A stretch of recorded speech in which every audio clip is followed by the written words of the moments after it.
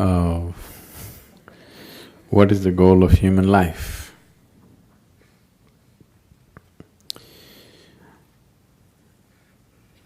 What is the purpose of human life? Or in other words, why life? That's a question. When it comes to life and existence, you never ask why. When it comes to fundamental existence, you never ask why. Because if you ask why, then I have to tell you a story. When I say a story, even if it's a real story, a real story, whatever I speak, if it is not in your experience, it is just a story. The only option that you have is either you believe me or you disbelieve me. Yes? If you believe me, it doesn't get you any closer to truth. If you disbelieve me, it doesn't get you at all. So, you never ask why. Right now, you're here with life. Why such a question has come? What is the goal of life? Because the process is not enough, isn't it? Yes? The process of life is not enough somehow. Suppose you were bursting with ecstasy every moment of your life, such a question would never come. What is the goal of life? Because to live is the goal of life. To live and to live totally. To live totally does not mean party every night. To live totally means when you are here, you must experience all aspects of life and go. Whatever this is, every aspect of what this is must come into your experience before you fall dead, isn't it so? Yes? This must happen, isn't it so, for every human being? Or do you want to just experience 10% of you and go away? You must experience what this life is totally, isn't it? Before you go, you must experience this. If you do experience that, then such questions will never arise in your mind because that's not the way existence is. Logically, your question is very correct. Okay, I'm living here, what is the goal of my life? If I tell you the goal of your life is you must attain to God, so we are making lots of assumptions, isn't it? We are making assumptions about various things which are not yet in our experience, isn't it? The moment you make assumptions about things which are not in your experience, you will become hallucinatory. 99% of the world's religion is hallucinatory, please see. Because you're assuming things that are not in your experience and working with that which you have assumed. The moment you give power to things that you have assumed, your mind will just fly off into all types of imagination and it'll be more real than real.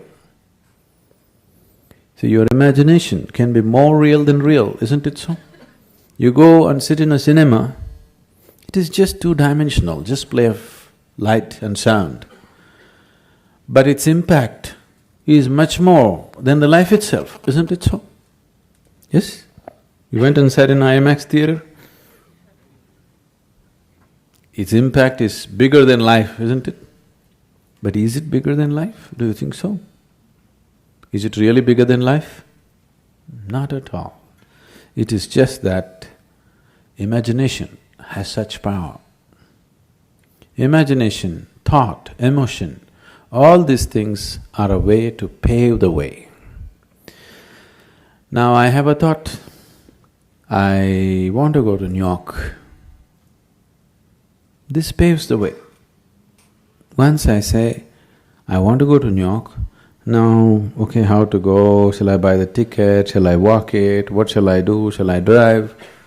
It's paving the way. But if I sit here and go on thinking New York, I'll never make it. Thought is not a reality that takes you there. It only paves the way, it makes you willing, that's all. Yes? Thought and emotion only makes you willing, it's never the real thing. But once you start giving too much significance to your thought and emotion, it starts seeming like as if it's the real thing. More real than the real, what you're thinking in your head is more real than what's around you, isn't it so? Yes? That's the whole problem with life right now, that your thought and emotion has become a bigger reality than reality itself. Now, this is like,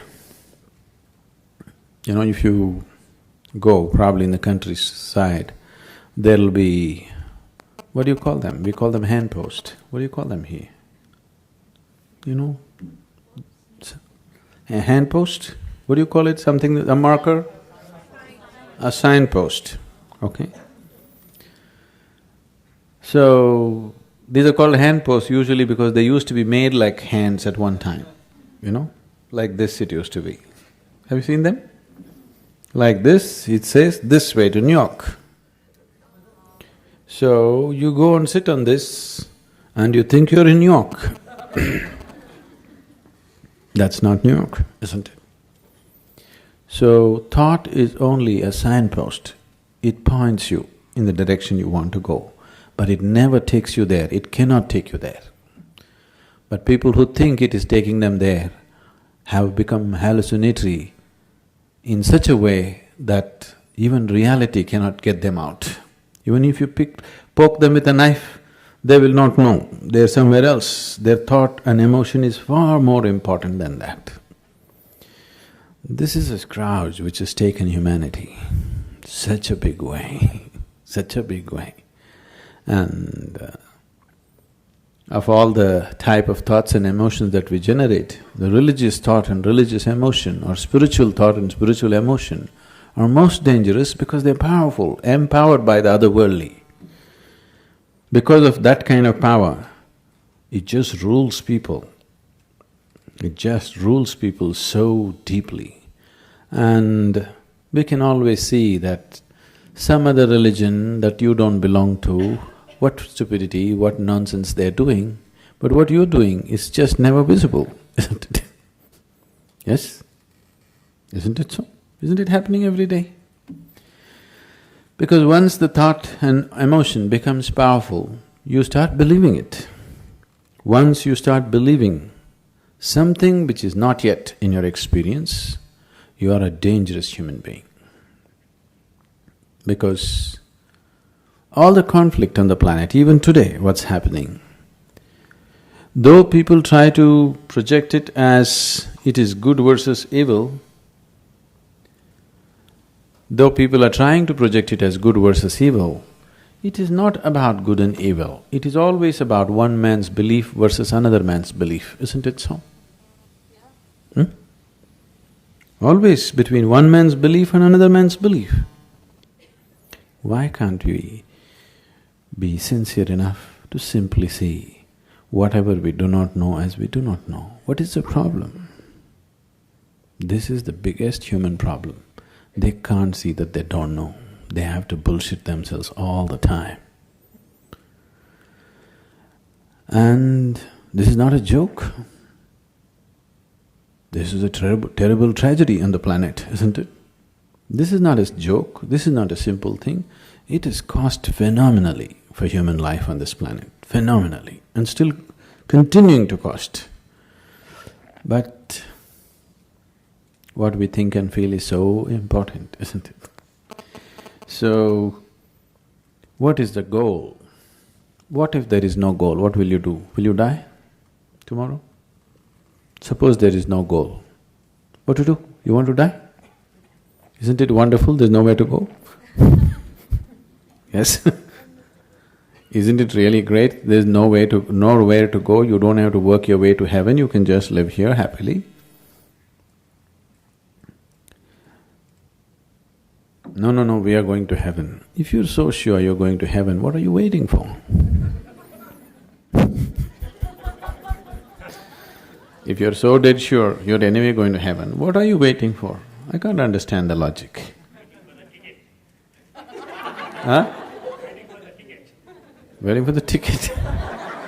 All you have to do is go and cut your throat in front of the temple. You understand? Whichever is your favorite temple, it'll happen. People 100% believe after I die, I will go to the lap of God. If you are going to the lap of God, you should not delay it. Really? Isn't it so? Such a sacred duty, can you delay it? You must go, today, not even tomorrow.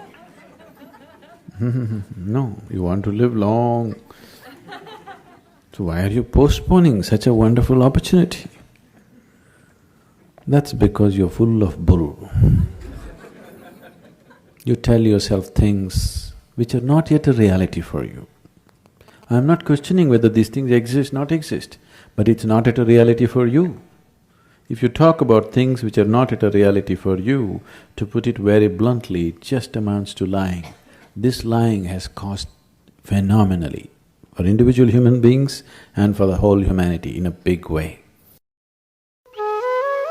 For more on Sadhguru, visit www.ishafoundation.org.